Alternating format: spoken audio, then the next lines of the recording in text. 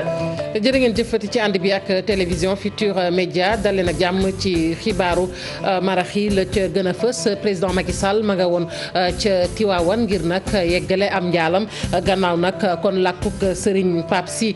Malick xalif général des Tidianes nag daal dina koy dalal moom xalif boobee daal di waxit gis-gisam jaare ca mu jëm nag ci mbas meek nees ko rek toppatoo ci réew mi mu gis ni nag ak rëkk-rëkk am na ci bu baax a baax moom Serigne Babacar Sy Mansour mu ne nag bu sañoon daal daañu jubbanti lu bare bari waaye askanu Sénégal nañu rek kon sàmmonteek ak geste barrières yi ndax loolu dafay tax rek jàngoro ji kon law gi wàññeeku law googu ñu gis ni sax lu dëggu la ndax bis bu ne ci réew mi nag ñu wàññi li nga xamante ne rek moom mooy jàngoro ji ak ñi ko amee ci ay test yoo xamante ne def nañu ko mu toll ci juróom-ñaari téeméer ak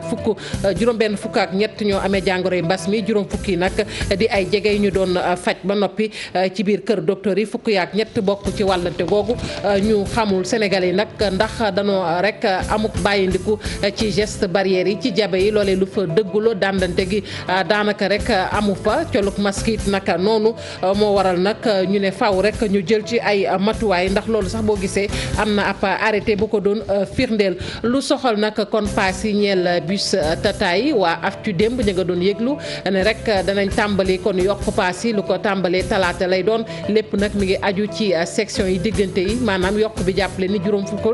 fukki dërëm lay tàmbalee jàpp ñaar fukk maître ma soxna kan nag moom na ma ko gisee rek mooy délinquance économique la faaw nag ñu def ci ab taxaw bu jaree sax kilifa gi na dal ci seen kaw ndax la ñu naroon a nas bu ñu lajjee tamit daañu jéemaat bu ëllëgee te loolu teguñu ko benn yoon ci yoon mbokki ponk yaa ngi nii bu ngeen taaxirloo tuuti ñu faram fàccee xibaar yi.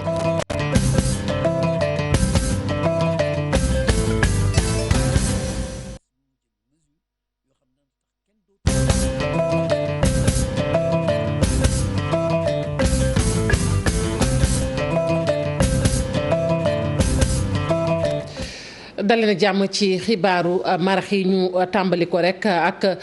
fële ca Mbuur nag gis nañu ne ëttu attekaay ba nag danoo daal di manko tey ci altine ji nag banque seen yoxo ci liggéey ba fas yéene nag kon gunge seenub secrétaire général ci xeex bi nga xamante ni mi ngi koy xeex muy rek maître Boun Malick Diop moom maître Boun Malick Diop moomu nag ñu ne nag dafa daal di rek kon ne tegg liggéeyam di def leneen loolu nag tax na ba ñoo ñit song ki nga xamante ni moom mooy jëwriñ ji ndax la ñu jàpp rek mooy jëwriñ ji li nga xamante ni moom mooy wax ji tembe da koo jël ba ko wëlbati di wax leneen te ñoom nag loolu duñu ko seetaan ndax la leen soxal dëgg mooy na taxaw ci seen i jafe-jafe dañu fay fekk ji Abdourahmane Diallo.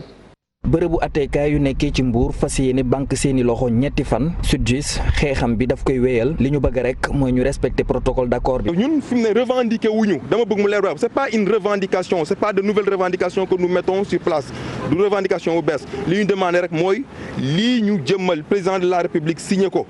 moom lañ bëgg ñu nangul ñu ko jàmm na ñooy justice bi comme mën a démarrer. lu jëm nag ci seen secrétaire général national bi nga xam ni dañu wax ni dafa bàyyi postam waa SYTJUST di xamle ni jëwriñ bi yor wàllum yoon dafa bëgg a déplacer débat bi. su dee abandon poste la ñu bëgg a topp lu ci mën di nekk ñu dañ koy soutenir jusqu'à la fin parce que on laisse pas ses proches en pleine guerre loolu moom mënul nekk suñu mbokk la su dee ci xare bi sax ñu yëkkati ko dem suuli ko jébal ko suñu bopp mais loolu moom duñ ko sa bàyyi gannaaw na garde des sceaux jàpp ne nag ñun ba débat bi moom su ko déplacé day sonal boppam. liggéeykat yu jëm ci wàllum yoon di xamle ni seen xeex bi dara du tax ñu dellu ci ginnaaw tànk amuñu li ñu bëgg. waxoon nañ ko ci ponk xibaar yi président Macky Sall nag ma nga woon ca Tivaouane ngir rek yeggale njaalam gannaaw nag làkkuk Serigne Pape Sy Malick xalif général des Tidianes nag dalal na ko muy Serigne Babacar Sy Mansour gannaaw bi nag mu daal di wax ci leneen moom xalif ba mu aju rek kon ci mbas meeg tolluwaay weeg nees ko yore mu ne ak rëkk-rëkk da caa am nguurug Sénégal nag na jubbanti lu baree bari waaye askan wi ci seen jëmm bopp nañu fexe rek ba sàmmonteeg geste barrière yi Cheikh Anta Diop ak Seylatir. njiiti réew mi di Macky Sall dikk fii ci Tivaouane ñu dalal ko nag fi nga xamante ne moom mooy résidence bu mag bi nga xamante ne moom la ñu duppee Seydi El Hadji Malick Sy xalif général des Tidianes di Serigne Babacar Sy Mansour dikk nag ci jamono yi feebar bi nga xamante ne mi ngi lëmbee réew mi nee na sax la ma ca waxoon ba léegi lay delluwaat Sénégalais yi nañ leen wax dëgg xam na ne nag feebar bi de mi ngi fii te mi ngi def ay jombe ku ci nekk lii leen waa kër docteur diggal de nañu ko topp respecté li ñuy wax les mesures barrières loolee mel na ni jamono yi Sénégal yi dañ ko bàyyi ginnaaw te nag feebar bi lu wér la te mi ngi faat te nag nii ñu ko soofantalee de bu fekkee ne delluwuñ ci ginnaaw lambaay mën naa ñaaw. Khalife général des Tidianes di Serigne Babacar Sy Mansour mi ngi sàkku nag ci réew mi ñëpp ñu jóg taxaw ngir faagaagal feebar bi nee na sax bi fi jëwriñ ji nga xamante ne moom moo yor wàllu wér-gu-yaram dikkoon di Diouf Sarr béréloon na ko ne nag mbir mi nañu koy yokk taral ko ngir jàngoro jóge fi te it sénégalais yi nañ leen wax dëgg loolee la yuppiwaat ci kalamu njiitu réew mi di président Macky Sall na waxi démbam moom mooy waxi tayam ne nag na ñëpp taxaw ngir xeex feebar bi. président Macky Sall nag moom nag nee na dafa ñëwoon nag indi njaalam ci ki nga xamante ne moom mooy Pape Malick Sy bi nga xamante ne nee na xaritam la woon conseiller am la woon te ku am xam-xam la woon ku daan déglu nit ñi la te ku xamoon ni àdduna di doxe njaal gi bi ñu ci noppee njiitu réew mi ànd nag ak délégation jubal yi Thiénaba mu fas yéene fa bal njaalam xalif général bu Thiénaba ak njabootu maam Cheikh Ahmed Tidiane Seck mi nga xamante ni moo fi dëddu ñaar fukki fan ak juróom-benn ci weeru juin bi ñu génn. ma ngoog xalif général de Tidiane ni ñu ko déggee rek muy bamtuwaat ci jàngoro ji ak tolluwaay bi ñu gis ni sax bis bu ne ci Sénégal nag ñu wàññi ay cas tey juróom-benn fukk ak ñett la ñu ne ñoo am jàngoroy mbas mi ci juróom-ñaari téeméer ak fukki test yoo xamante ne def nañu ko fukk yaak ñett nag di ay cas communautaire juróom fukki nag ñoom ay jege lañu woon ñi ngi woon ci kër docteur yi sax ñu leen di faj juróom-benn fukk ak juróom-ñett ci aji tawat ga nag wér nañu ci bisu tey ji fanweer ak ñeent di ay cas grave nekk réanimation ñaar nag ñoo faatu démb ci dibeer ji ñu koy fàttali Sénégal ba yi fi tàmbalee ba tey juróom-ñetti junni ak téeméer ak juróom-ñeent fukk ak juróom-ñett ci cas la ñu wàññi ci lim googee juróomi junni yi ak juróomi téeméer ak fukk ak ñeent wér nañu téeméer ak juróom fukk ñoo ci ñàkk seen bakkan ñu des ba tey ci mbas mi yegg nag ba ci jaba yi seetlu Sénégalais yi ndax ñi ngi sàmmonteeg geste barrière yi am déet foofee nag la ñu fa fekk dalul xel ragarlu na ndax masque yi solatuñu ko dandante gi naka noonu tabaski la ñu dëkkmal waaye nañu bàyyi xel bu baax a baax Aminata Mbaye Sow.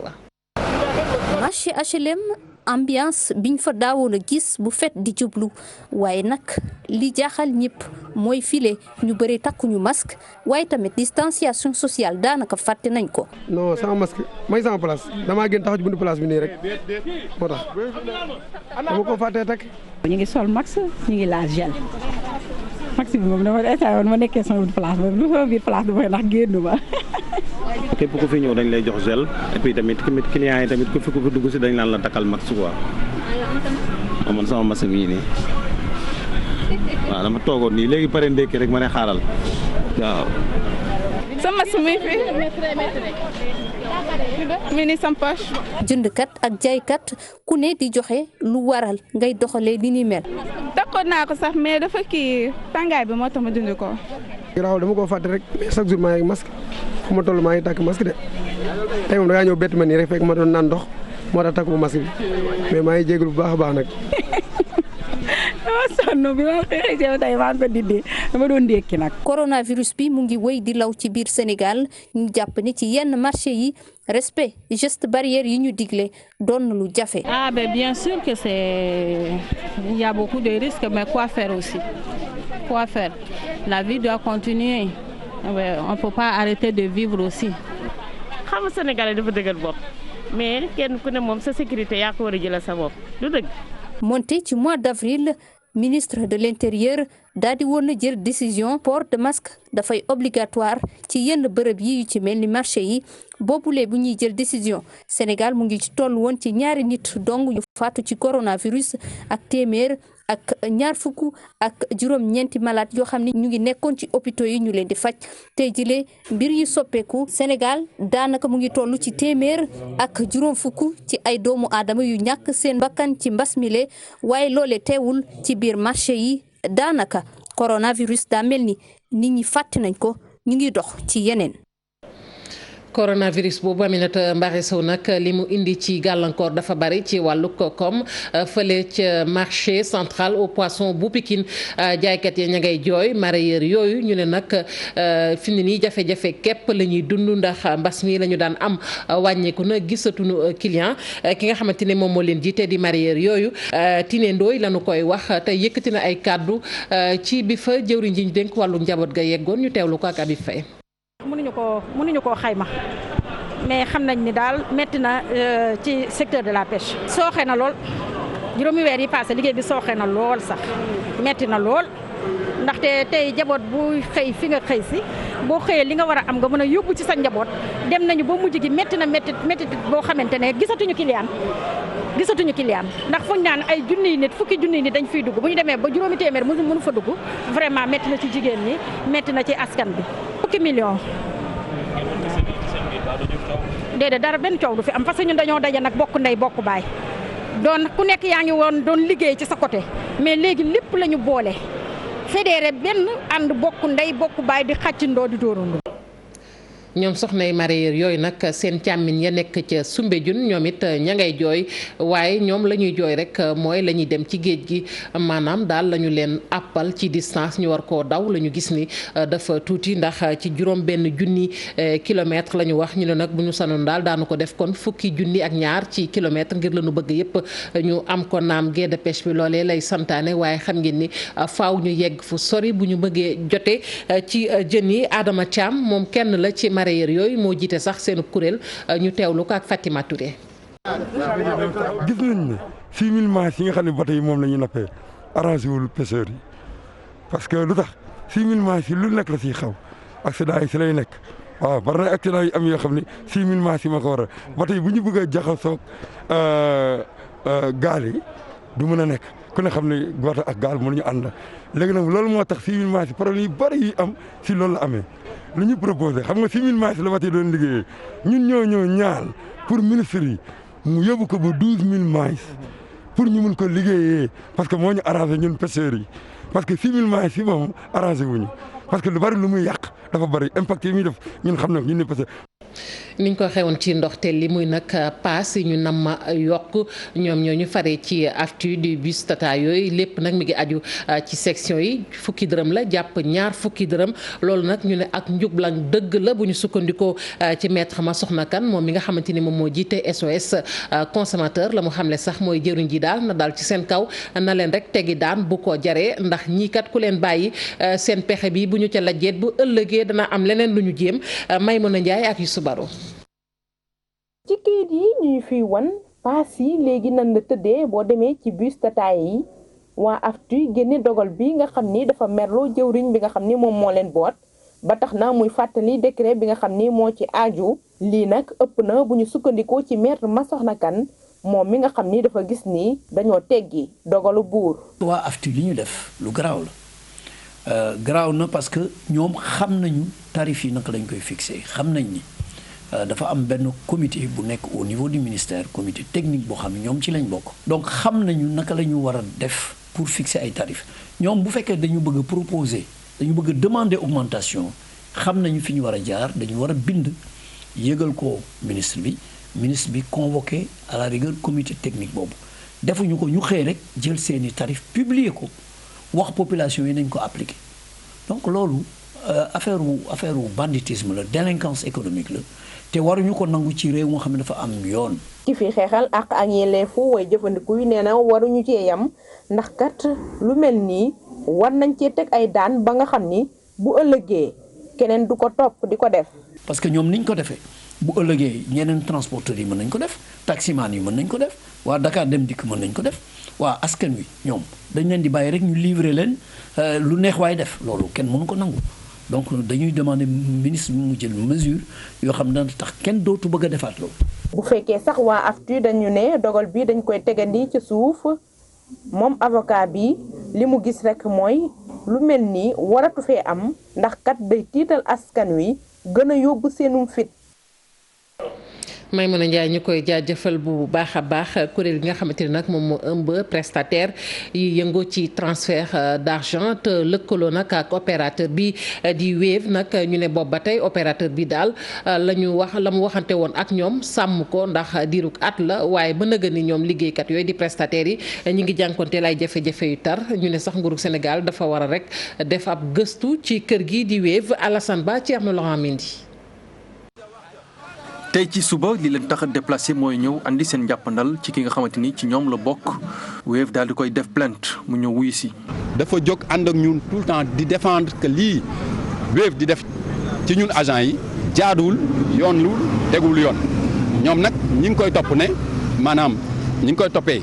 abus de confiance ak ñi ngi koy toppee tamit ak yàq der. prestataires yi nag wane seen mer ci ki nga xamante ni moom mooy opérateur Wave ñu jàpp ni ñoom li nga xamante ni bëgg na leen ko teg duñu bàyyi mu jàll ginnaaw liggéey bi nga xamante ni jot nañ koo def boobu ba léegi jagleel ko opérateur bi. Wave jël lu tolloog ay milliards maanaam ku ci nekk ci ñun tey minimum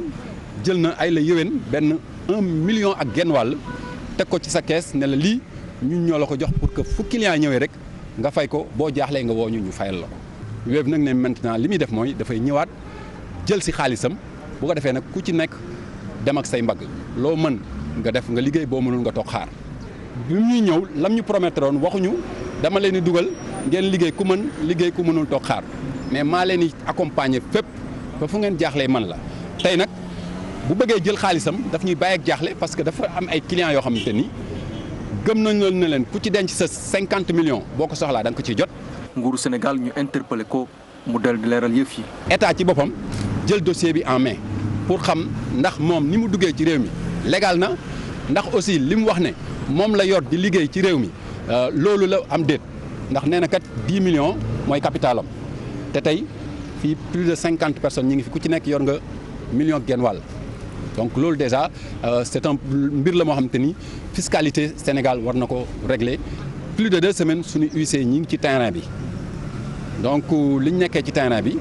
mooy constater yàqu-yàqu ak gàllankoor yi nga xamante ni Wave mi ngi ñu koy teg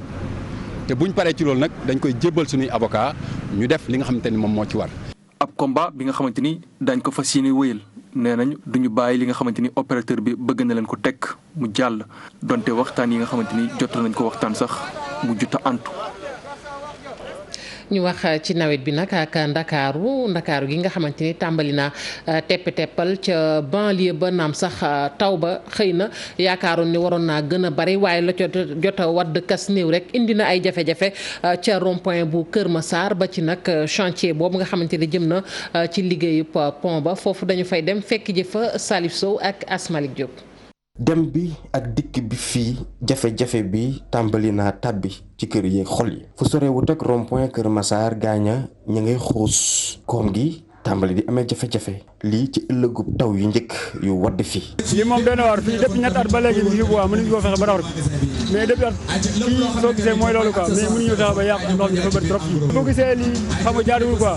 mais yàgg na fi am te gars yi yàgg nañ koo ñax wicc dong la mais bu tawee fii day fees kenn du am fooy jaar oto yi dañuy déwee oto yu mag yi rek ñoo mën a jàll fii te duñu am yenn jafe-jafe yi ndeem sax bu dee it dina metti ca ñoom yeneen oto yu ndaw yi na leen di dawal ñoom mbedd tegg yile la ñuy jël guddi yi lile metti na nag ñi nga xamante ni seeni kër buntu yaa ngi ibbeekoo fi oto yi di tàmbalee di jaar léegi. xar yi na topp gis nga ko tëli baa ngi fees del bu oto mënu fee jaar doon mënu fee jaar dañoo bëgg daal ñu dimbali ñu defal ko ñëpp di ko domb ñun nag amuñu ci doole mënuñu ci dara gis rek lañ ci am ak jàmbat fa ñu ko war a jàmbatee oto yi dugg ci biir ndox mi gis nga ko koy léeg-léeg sareet daaneel fii bagage léeg-léeg oto daaneel fii bagage ci biir ndox mi. borom oto yi tamit ñi koy conduire lu ñu mel la ñu wax nakari na leen waaye pexe amut. télé bi boo xoolee buñ ko bàyyiwee nii moom dañ ko waroon profité defar ko avant nawet bi mais bu continuer nii moom dina métti ci croisement Kër Massar bi nii. gisoo man fi ma génnee nii maa damaa wër ba ci kaw ñëw fii nga xamante ne damay génn juste ci rond-point bi parce que su ma naree jaar ne la du ma yegg si léegi. gis oto yi boo leen gisee amul fu ñu jaar mais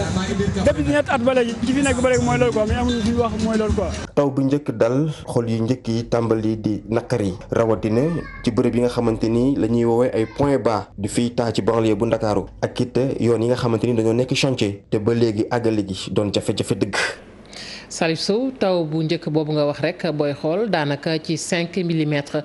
képp ci la toll la ca toftalu nag bariwul bu nu sukkandikoo ci waa ANACIM muy taw bi wàcc ci Ndakaaru loolee la ñu seetlu waaye dafa mel ni bu ñu demee ba ci biir it dana am ab coppite bu ci am Cheikh Diop ak Jafara Ba doxantu nañu woon ba ca ANACIM. Ndakaaru amal tawam bu njëkk ni ki démb ci dibeer bi lu ëpp 0 millimètre ci ndox dal ci bàq bi. taw yi mu ngi commencé suba gi jàpp dem ba guddi gi ba guddi dimanche bi am nañ ay taw si gox yu bëri Dakar taw boo xam ne nii dafa doon taw di taxaw loolu la ñuy wax pluie intermittente n'empêche que samedi si guddi aussi amoon nañ ay wis-wisal yoo xam ne nii amoon nañ ko si biir Ndakaaru mais loolu li ko waral nag mooy dafa am li ñuy wax perturbation météo boo xam ne nii moom moo traversé woon réew mi bi mu traversé réew bi nag dafa dem ba ci côté géej gi mu taxaw foofu loolu moom moo waral côté ouest bi yëpp bi nekkee côté ñi nekkee ci côté ouest bi yëpp dañoo amoon ay taw yoo xam ne nii xawoon na am doole surtout au sud. ci Dakar ñu ngi am démb à la station de Dakar Yoff 5,5 millimètres. bu ñu sukkandikoo ci ANACIM lile doon xibaar bu neex ci ñi nga xam ne ñoom ñooy yëngu ci wàllu mbay mi ndax itam atum ren bii nag taw bi dina bari lool. hivernage bi nga xam ne nawet bi nga xam ne ñoo ngi koy xaar dañu am nawet boo xam ne nii maanaam dina baax dina tooy waaw bu ko defee loolu nag ñoo ngi nekk di ko dund fu mu toll nii parce que boo xoolee taw yi nga xam ne nii am nañ ko période bii ren par rapport ak bi nga xam ne nii amoon nañ ko daaw ren moo ëpp quantité bi ñu enregistré moom moo ëpp non seulement mais également saison bi maanaam nawet bi dafa teel a ñëw par rapport ak daaw. Donc loolu bu ñu ko constaté donc mën nañu wax ne prévision yi nga xam ne nii joxe woon nañ ko tout à fait depuis mois de mai prévision yooyu noonu mu ngi firndeel. at wile nag dara nawatal lool mu mel ni nag xel mën naa dal lii lépp di kaddu yoo xamante nii rek ki lay nga xam ne day yëngu ci wàll wi bokk ci ANACIM mu ngi koy xamle. ñu koy jaajëfal bu baax a baax Cheikh Diop mbokk yi nit sant nañu leen yéen ñoo ñu farewoon ci machine bi ñu jàpp ci xibaar yi bu mu sotti.